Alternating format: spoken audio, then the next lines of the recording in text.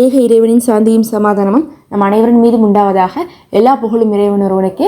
நம்ம தொடர்ந்து நிலவரங்களை பார்த்துட்டு இருக்கோம். இன்னைக்கு வந்திருக்கக்கூடிய சில முக்கியமான தகவலை ஒரு தொகுப்பாக பார்க்கலாம். அதுலேயும் ரஷ்யாவுடைய விஷயத்தை தெரிஞ்சுட்டு இன்னைக்கு இஸ்ரேலும் அமெரிக்காவும் ஆடி போயிருக்காங்கன்னு தான் சொன்னோம்.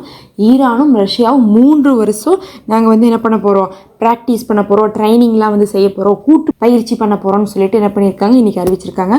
3 வருஷத்துக்கு இந்த கடல் வழியாக, தரை வழியாக, வான்வழியாக தாக்குதல் செய்கிறது, அது சம்மந்தமான விஷயத்துக்கும் என்ன பண்ண போகிறாங்க, 2 பேரும் சேர்ந்து செய்ய போகிறாங்க. அது இல்லாமல் என்ன பண்ணுறாங்க, ஈரானுடைய வளர்ச்சி திட்டத்துக்கு தேவையானதும் இன்னும் ஈரானுக்கு ஐநால தேவையான சப்போர்ட்டையும் நாங்கள் கொடுப்போம்னு சொல்லிட்டு கையெழுத்து போட்டிருக்காங்க. ஏற்கனவே அமெரிக்கா ஈரான் மேலே என்னத்தை பழி போட்டாலும் சைனாவும் ரஷ்யாவும் இவங்களுக்கு சப்போர்ட்டாக தான் இருந்துகிட்ருக்காங்க.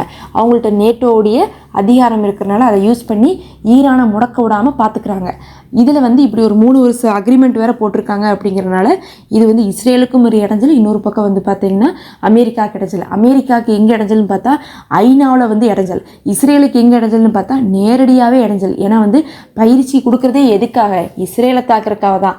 அப்போ இஸ்ரேல் தான் ஈரானை போய் சீண்டிட்டு இருக்காங்க, ஈரான் தான் இஸ்ரேலுக்கு பதிலடி கொடுத்துட்டு இருக்காங்கன்னா அங்கே நடக்கக்கூடிய பயிற்சியில் இஸ்ரேலை எப்படி அழிக்கிறதுங்கிறதுக்காகவும் அவர்களை எப்படி தடுக்கிறது அப்படிங்கிறதுக்காகவும் தான் இது ஒரு பெரும் அதிர்ச்சியை இவர்களுக்கு கொடுத்துருக்கு.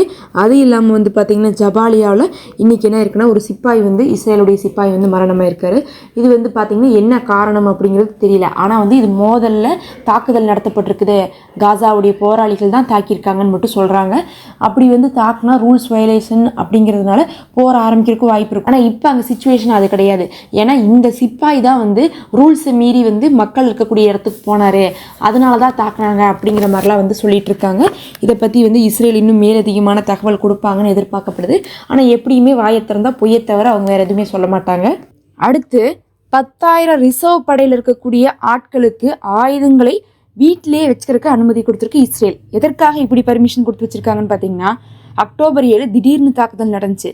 அதாவது வான்வெளி தாக்குதல் மட்டும் கிடையாது, துப்பாக்கி சூடுலாம் நடந்துச்சு. உள்ள உடனே என்ன பண்ணியிருந்தாங்கன்னா, இராணுவத்தை சேர்ந்தவங்களையும் பிணைகேரியாக பிடிச்சிட்டு போனாங்க. அப்போ அது காரணம் என்னவா இருந்துச்சுன்னா, அவங்க கையில் ஆயுதம் இல்லாததான் காரணமாக இருந்துச்சுங்கிறனால ரொம்ப முக்கியமாக என்ன பண்ணியிருக்காங்கன்னா, இந்த ரிசர்வ் படையில் இருக்கிறவங்களுக்குலாம் நாங்கள் என்ன பண்ணுறோம், ஆயுதங்களை வீட்டில் வச்சுக்கிறதுக்கு பர்மிஷன் கொடுக்குறோம் அப்படின்னு இருக்காங்க. எதுக்கு வீட்டில் வச்சுக்கிறதுக்கு பர்மிஷன் பார்க்கும்போது, அந்த குடும்பத்தை சேர்ந்தவங்களை நிறைய பேர்த்த கடத்திட்டு போனாங்கல்ல, இவங்களை பொறுத்தளவுக்கு ஒவ்வொரு படையிலையுமே ரிசர்வ் படை அப்படிங்கிறது வீட்டில் இருக்கிற ஒருத்தவங்க இருக்கணும்னு இருக்கு. அப்போ வீட்டில் சும்மா ஒரு அப்பா அம்மா 2 குழந்தைங்க இருக்காங்கன்னா, அதில் அப்பா ரிசர்வ் படையில் இருந்தால் அப்போ வீட்டில் என்ன பண்ணிக்கலாம், ஆயுதத்தை வச்சுக்கலாம். இவங்க மறைமுகமாக இப்படி சொல்கிறாங்க. ஆனால் நேரடியாக என்ன அர்த்தம்னா, எல்லா வீடுகள்லையுமே வச்சுக்கிறதுக்கு அலோவ் பண்ணுறாங்கன்னு அர்த்தம்.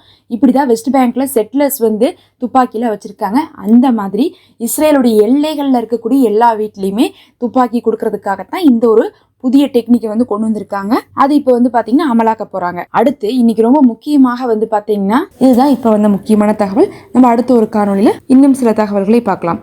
தொடர்ந்து இணைந்திருங்க.